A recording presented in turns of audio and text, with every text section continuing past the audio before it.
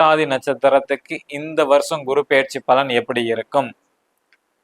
So ஒரு சில காதலில் ஈடுபட்டிருப்பவர்களுக்கு காதல் கைகூடும்.